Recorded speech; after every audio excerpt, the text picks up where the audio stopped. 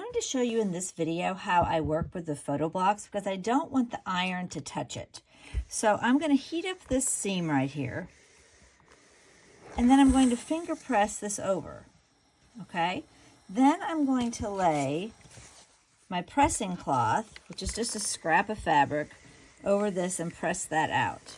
I'm not going to leave it set any place too long because sublimation happens with heat, so we don't want the ink to start coming out. I don't want to scare you, but don't leave your iron sitting on it is my main point. So I'm going to just go back and forth, get that seam heated up. I'm going to press it out with my fingers, and then I'm going to lay this pressing quilt over here like this, and that gets me a good nice flat seam. Okay, then when I come around here to the back to press this in place, I'm going to press this, but see, by using this 2-inch piece of fabric, now my iron is still not touching my photo quilt block, which is exactly what we want.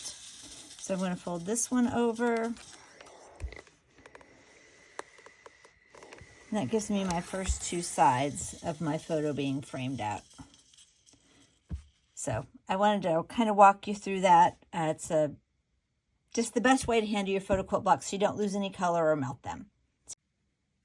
Okay, so I have these trimmed back here, or folded back here. Okay, then I've got these pieces laid here that I'm going to stitch down. And then I will show you how we're going to trim that off and flip it and turn it here in just a second. Okay, so I've got these stitched.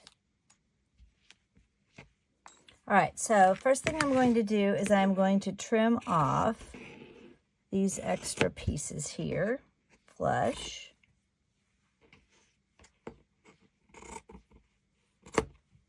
All right, now what I'm going to do is I'm going to do my pressing. I'm going to turn, and then I'm going to fold this in like this. Fold these 2 ends in, and then flip it over down like this to get my finished corners. Okay, I'll show you the finished product here in 1 second. I decided I would just bring you over here to the pressing spot with me. I'm going to trim these down a little bit so I don't have so much bulk behind my picture. So I'm trimming them down to about 3/4 of an inch. That's good. All right, so again, I'm going to heat up the seam. Flip this out, get my pressing cloth, press that flat. Okay, gives me a nice crisp fold. Then I'm going to fold this over. Again, I'm going to be careful not to touch my iron to the photo quilt block. All right, so we've got that in place.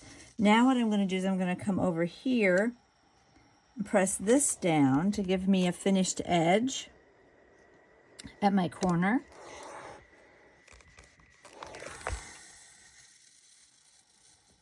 And then over. And I know this is hard with black. I may have to redo a little sample piece with not black. But then that gives us a nice finished corner. Okay? All right, I'll do it on the other end and see you in a second. And there is my finished framed photo block ready to go onto my scrap block.